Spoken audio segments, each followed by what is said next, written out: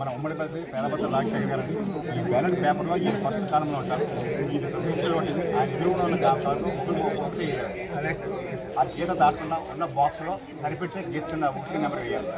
వేరే రకాల టిక్కులు కానీ లేదా ఎస్ అని కానీ నో కానీ ఏమీ రాయకూడదు. కేవలం ఒకటి నెంబర్ వేయాలి. ఆయన ఎదుర్కొండ వేయండి, ఒక ఓటు వేస్తే సరిపోతుంది. పిఠాపురం పట్టణంలో పక్షుల మరి వీధిలో జరుగుతున్నటువంటి కూటమి ఎమ్మెల్సీ అభ్యర్థి పేరాబత్తుల రాజశేఖరం గారికి మద్దతుగా ఈ జన సైనికులందరూ చేస్తున్న ఎన్నికల ప్రచారం వద్దలో అందులో భాగంగా పిఠాపురం నియోజకవర్గ జనసేన ఇన్ఛార్జ్ మర్రెడ్డి శ్రీనివాస్ మరియు పిఠాపురం నియోజకవర్గ జన సైనికులు వీరమహిళలు కార్యక్రమంలో పాల్గొన్నారు.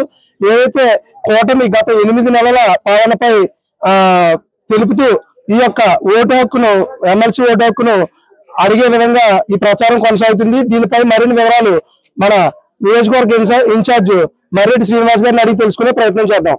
సార్ చెప్పండి, ఈ ఎమ్మెల్సీ యొక్క ప్రచారం ఏదైతే ఉందో దాని నిమిత్తం. అందరికీ నమస్కారం అండి.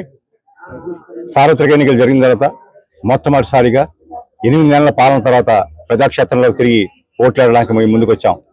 ఈ 8 నెలల్లోనూ అత్యంత అనుభవశీలైనటువంటి నారా చంద్రబాబు నాయుడు నేతృత్వంలో పనిచేస్తున్న ఈ ప్రభుత్వంలో భాగస్వామ్య జనసేన, మన శాసనసభ్యులు ఉప ముఖ్యమంత్రి పవన్ కళ్యాణ్ నేతృత్వంలో పనిచేస్తున్న ఈ ప్రభుత్వంలో పిఠాపురంలో కూడా చాలా గణనీయమైనటువంటి అభివృద్ధి దిశగా అడుగులు వేయడం జరుగుతుంది.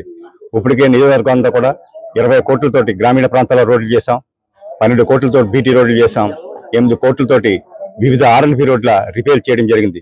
అదేవిధంగా ఎలక్షన్ టైంలో హామీ ఇచ్చిన విధంగా 100 పడకల ఆసుపత్రిని శాంక్షన్ చేయడం జరిగింది.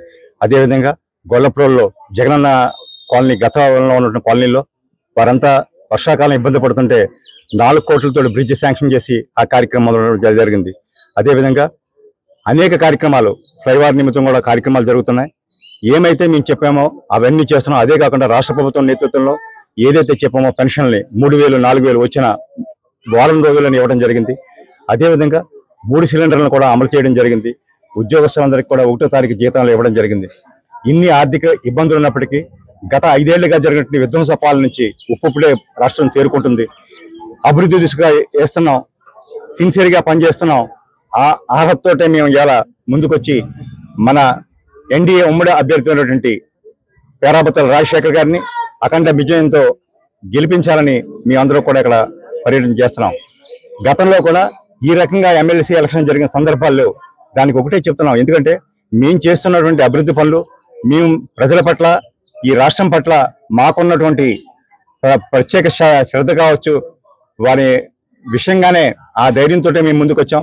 చిన్న ఎలక్షన్ అయినప్పటికీ కూడా ఏమాత్రం కూడా అలసత్వం వహించకూడదని మా నాయకులు చంద్రబాబు నాయుడు గారు చేసిన నిర్దేశంతో ఈ కార్యక్రమాన్ని ఇంత భారీ ఎత్తున నిర్వహించడం, ఈ కార్యక్రమంలో పాల్గొన్నటువంటి మా జనసేన నాయకులకి, వీర మహిళలకి, కార్యకర్తలందరికీ కూడా నా శుభాకాంక్షలు. ఓట్లకు సంబంధించి యువత ఓట్లను ఆకర్షించేందుకు లేదా వారి ఓట్లన్నీ కూడా కూటమి అభ్యర్థికి వేసే విధంగా ఏ విధమైన చర్యలు తీసుకుంటున్నారు సార్? సార్ వచ్చిన వెంటనే చెప్పాం, డిఎస్సి ప్రకటిస్తామని. ఆల్రెడీ ఒక డిఎస్సి చేస్తాం. కొన్ని కోర్టు ఇబ్బందులు అయింది.